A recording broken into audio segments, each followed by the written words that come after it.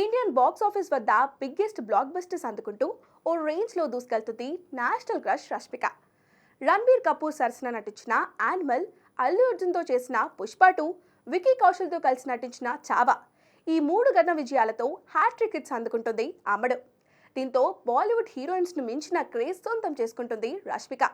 ఇక ఈ సక్సెస్లు కొనసాగిస్తూ ప్రస్తుతం వరుస ప్రాజెక్టులు లైన్లో పెడుతుంది. ఇప్పటికే బాలీవుడ్ కండల వీరుడు సల్మాన్ ఖాన్ సరసన సికిందర్, నాగార్జున, ధనుష్ హీరోలుగా దర్శకుడు శేఖర్ కమల రూపొందిస్తున్న కుబేరా సినిమాలతో పాటు ద గర్ల్ ఫ్రెండ్ అనే మూవీలో కూడా నటిస్తుంది. ఇప్పుడు రష్మిక క్రేజ్ను నిర్మాతలు క్యాష్ చేసుకోవాలని అనుకుంటున్నారు. ముఖ్యంగా బాలీవుడ్ ప్రొడ్యూసర్స్ రష్మికతో సినిమా చేసేందుకు క్యూ కడుతున్నారట.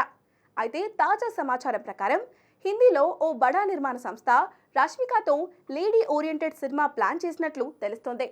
అది కూడా ఏకంగా 70 నుంచి 100 కోట్ల మధ్యలో బడ్జెట్ను అనుకుంటున్నారట. ఇందులో నిజమెంతుందో తెలియదు కానీ ఈ వార్తలు మాత్రం సోషల్ మీడియాను షేక్ చేస్తున్నాయి. అయితే రష్మిక క్రేజ్ ప్రస్తుతం ఎంత పీక్స్లో ఉన్నప్పటికీ లేడీ ఓరియంటెడ్ సినిమాపై ఇంత భారీ బడ్జెట్తో రిస్క్ చేస్తారా అనే సందేహాలు వెలువడుతున్నాయి. ఏదేమైనా రష్మిక మాత్రం బాలీవుడ్లో రచ్చలేపుతుంది.